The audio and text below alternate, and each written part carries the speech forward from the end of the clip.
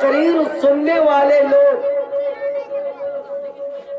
وعظ و نصیحت سننے والے لوگ تین طرح کے ہوتے ہیں۔ ان کی تین قسمیں ہوتی ہیں۔ وہ تین قسمیں میں آپ کے سامنے رکھتا ہوں۔ کہا پہلی قسم، تقریر سننے والوں کی پہلی قسم یہ ہوتی ہے کہ بعض حضرات، بعض سامعین جلسہ یا جلوس، چھوٹے یا بڑے پروگراموں میں اس لیے شریک ہوتے ہیں تاکہ ہم وہاں کے شان و شوکت کو دیکھ سکیں، وہاں کے زیب و زینت کو دیکھ سکیں،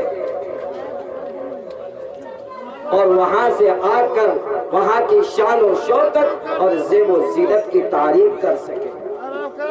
فرمایا یہ قسم بیکار ہے، لغو ہے، اسے کچھ بھی نہیں ملتا۔ اور فرمایا دوسری قسم تقریر سننے والوں کی یہ ہوتی ہے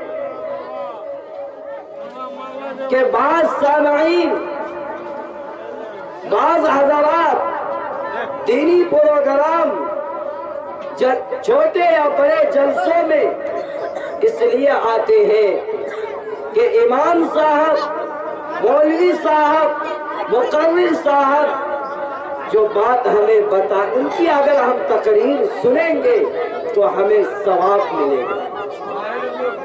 گویا حصول ثواب کی نیت سے وعظ و تقریر سنتے ہیں۔ کسی حد تک یہ ٹھیک بھی ہے، لیکن مقصد ان سے بھی حاصل نہیں ہوتا۔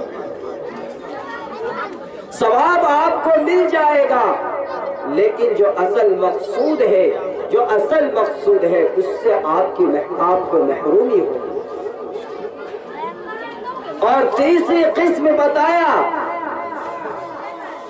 کہ تیسری قسم کے لوگ وہ ہوتے ہیں کہ جو جلسہ جلوس یا دینی پروگراموں میں اس لیے آتے ہیں کہ اگر واعظ کی بیان کردہ دینی باتوں پر عمل کر رہا ہے، اگر واعظ جو بیان کریں گے اس کی بیان کی ہوئی بات، اس کی کہی ہوئی بات قرآن و حدیث کے مطابق ہوگی تو انشاءاللہ تبارک و تعالی ہم اس پر زندگی بھر عمل کریں گے۔ حضرت نے فرمایا یہ تیسری قسم کے لوگ کامیاب ہیں۔ کیوں کہ ایسی نیت رکھنے